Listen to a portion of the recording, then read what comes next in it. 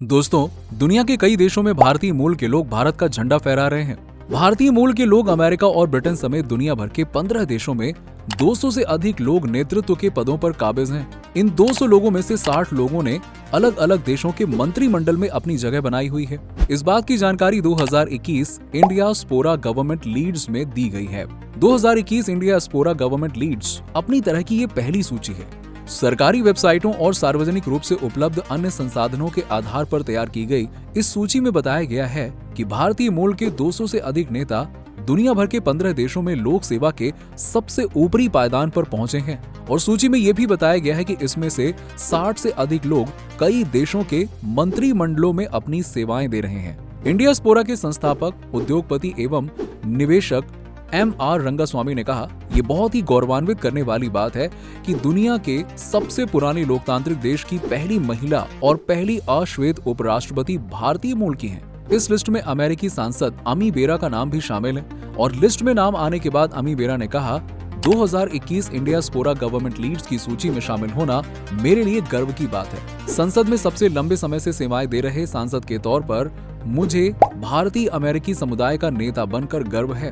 ये समुदाय अमेरिकी जीवन एवं समाज का अभिन्न अंग बन गया है। लेकिन आगे बढ़ने से पहले अगर आप हमारे चैनल दीप सोच पर नए हैं तो चैनल को सब्सक्राइब करना ना भूलें। चलिए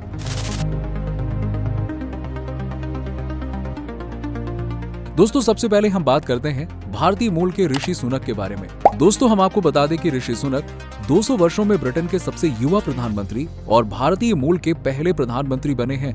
इससे पहले यूके के वित्त मंत्री के रूप में कार्य किया।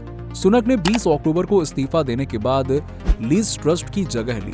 42 साल की उम्र में ऋषि सुनक, जो कि एक हिंदू हैं, ये किसी इतिहास से कम नहीं है। प्रत्येक भारतीय के लिए ये एक ऐतिहासिक क्षण है, क्योंकि पहली बार यूनाइटेड किंगडम में भारतीय मूल का कोई प्रधानमंत्री बना है।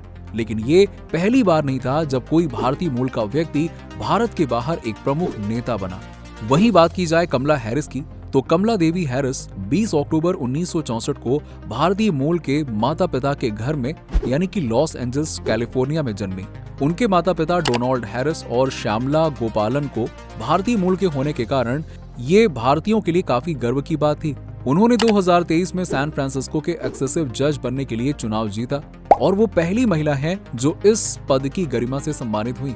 2011 में उन्होंने कैलिफोर्निया की न्यायिक प्रमुख के रूप में नियुक्ति पाई और वहां पर्यावरण, उचितता और लोकतांत्रिक न्याय पर कार्य किया। फिर साल 2017 में कमला हैरिस ने संयुक्त राज्य अमेरिका सीनेटर के लिए प्रवेश किया।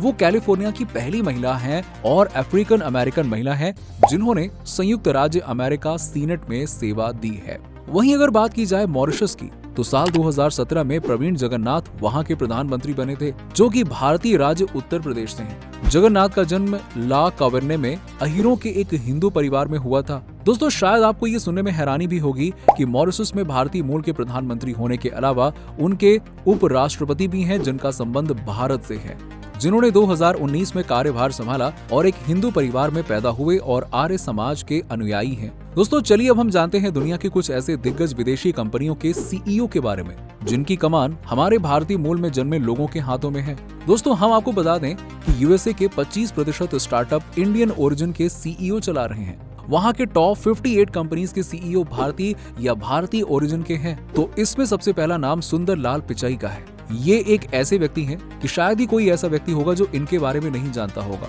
हम आपको बता दें कि सुंदर लाल पिचाई गूगल और अल्फाबेट के सीईओ हैं। इनके गूगल के सीईओ बनने के बाद उन्होंने पूरे विश्व भर में काफी ज्यादा सुर्खियां बटोरी हैं। साल 2014 में पिचाई गूगल के हेड बने और 2019 में उन्हें अल्फाबेट के सीईओ की कमान सौंपी गई। उन्होंने भारत के IIT खड़गपुर से अपनी शिक्षा को मूल पूर्ण किया है। इस लिस्ट में नंबर 2 पर आते हैं माइक्रोसॉफ्ट के चेयरमैन और सीईओ सत्या नडेला, जिनके बारे में पूरी दुनिया जानती है। ये अमेरिका की सबसे प्रसिद्ध कंपनी माइक्रोसॉफ्ट की कमान संभाल रहे हैं, जिन्होंने महिपाल इंस्टीट्यूट ऑफ टेक्नोलॉजी से अपनी शिक्षा पूरी की और साल 2014 में इन्हें माइक्रोसॉफ्ट की जिम्मेदारी दी गई। उन्होंने अभी तक माइक्रोसॉफ्ट में कई अभिन्न योगदान दिए हैं। और नंबर 3 पे हैं एडोबी के चेयरमैन, प्रेसिडेंट और सीईओ शांतनु नारायण जी। दोस्तों, दुनिया की दिग्गज कंप्यूटर सॉफ्टवेयर बनाने वाली कंपनी एडोबी है, जिनके बारे में पूरा विश्व जानता है। इनके चेयरमैन शांतनु नारायण जी ने हैदराबाद में जन्म लिया और 1998 में सीनियर वाइस प्रेसिडेंट बने और इन्हें वर्ष 2005 में सीईओ और साल 2007 में चीफ एग्जीक्यूटिव ऑफिसर यानी कि सीईओ नियुक्त किया गया। लेकिन दोस्तों अब बात आती है कि क्या हम जिन्हें अपने देश का हीरो मानते हैं, क्या सही में भारत को अपने दिल में रखते हैं ये लोग, और इनसे हमें और हमारे देश को फायदा क्या है? मुद्दे की बात तो यही है। चलिए आइए इसके बारे में जरा डिटेल में जानते हैं। हम आपको बता दें कि जितने भी बड़ी बड़ी कंपनीज के सीईओ और पॉलिटिशियंस हैं, जिन्हें आप और हम भारतीय कहते हैं और इन्हें आइडियल के तौर पे देखते हैं, वो भारत के तो हैं, लेकिन अब उनकी राष्ट्रीयता भारत की नहीं है। ये इंडिया में तो पैदा हुए हैं, इन्होंने पढ़ाई भी यहीं से की है और इनका परिवार भी यहीं से है, लेकिन अब ये इंडिया के सिटीजन नहीं है, क्योंकि इनकी सिटीजनशिप अब यूएसए की है और अब ये पूरी तरह से एक अमेरिकन सिटीजन बन चुके हैं। ये जिन जिन देशों में है वहां के बन चुके हैं, हमारे यहाँ के बिल्कुल भी नहीं रह गए हैं। दोस्तों आप सुंदर पिचाई को तो जानते होंगे, लेकिन मैं आपसे एक सवाल पूछता हूँ कि क्या आप फकीर चंद कोहली को जानते हैं? शायद नहीं जानते होंगे। तो दोस्तों हमें यहीं पे ध्यान देने की जरूरत है कि आप सुंदर पिचाई को तो जानते हैं, लेकिन अपने ही देश के लोगों को नहीं जानते, जो असल में एक हीरो हैं, जिन्होंने इस देश और यहाँ के लोगों को बहुत कुछ दिया है। आप सुंदर पिचाई को फॉलो करते हैं, इसमें कोई गलत बात नहीं है, करिए, वो आपका निजी फैसला है, लेकिन आप अपने ही लोगों को नहीं जानते, ये बात गलत है। आप फकीर चंद कोहली को क्यों नहीं जानते, जिन्होंने टीसीएस खड़ी की है? दोस्तों आपको विदेशी कंपनियों के सीईओ के नाम तो याद होंगे, उंगलियों पे याद होंगे, लेकिन क्या आप 10 इंडियन कंपनी के सीईओ के नाम बता सकते हैं? तो शायद आप नहीं बता पाएंगे, क्योंकि आपने कभी इन्हें जानने और समझने की कोशिश भी नहीं की। दोस्तों हम उन्हें तो जानते हैं जो विदेश में जाकर वहां नाम कमा रहे हैं, लेकिन हम उन्हें नहीं जानते हैं, या कहा जाए तो हम जानना भी नहीं चाहते हैं, जो यहीं भारत में ही भारत के लिए, यहाँ के लोगों के लिए कुछ कर रहे हैं। दोस्तों अंबानी ग्रुप्स के नाम से बहुत लोग चढ़ते हैं, लेकिन अगर अंबानी ग्रुप्स ना होता और अंबानी रिलायंस जियो लेकर नहीं आता, तो आज इंटरनेट की दुनिया में जो भी रेवोल्यूशन आया है वो शायद कभी नहीं आ पाता। दोस्तों आपको वो दौर याद होगा जब 200 और 300 रुपए में बस 1 GB का डेटा पैक मिलता था, वो भी पूरे महीने के लिए, और उस वक्त हमें संभल कर डेटा यूज करना पड़ता था। उससे हम ना तो ठीक से गाने सुन पाते थे और ना ही यूट्यूब इतनी आजादी से चला पाते थे। दोस्तों हम आपको बता दें कि टाटा ग्रुप के 8 लाख के आसपास एम्प्लॉइज हैं, जो कि तीसरे नंबर पर भारत में जॉब्स देने वाली कंपनी है।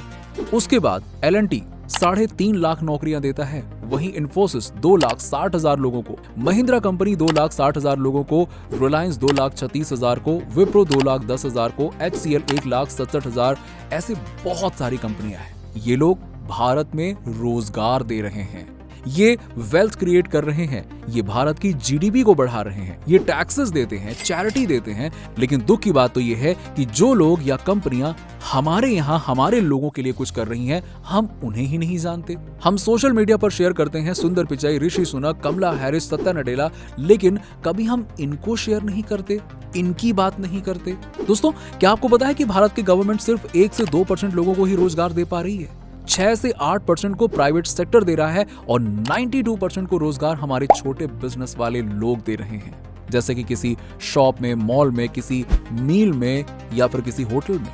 लेकिन हमें इनकी कोई कदर नहीं है। हमें तो विदेश में बैठा आदमी जो अपने लिए कमा रहा है उसकी कदर है, जो भारत का है भी नहीं और उस देश की राष्ट्रीयता लेके बैठा हुआ है। दोस्तों अब वक्त है हमें हमारी सोच बदलने का। ये जो बिजनेसमैन हैं, जो स्टार्टअप्स चला रहे हैं, जो बिजनेस कर रहे हैं, ये इकोनॉमी में कंट्रीब्यूट करते हैं, ये जीडीपी बढ़ा रहे हैं, ये भारत में रोजगार दे रहे हैं, और इन्हीं के बिजनेस से हमारी और हमारे देश की ग्रोथ होती है।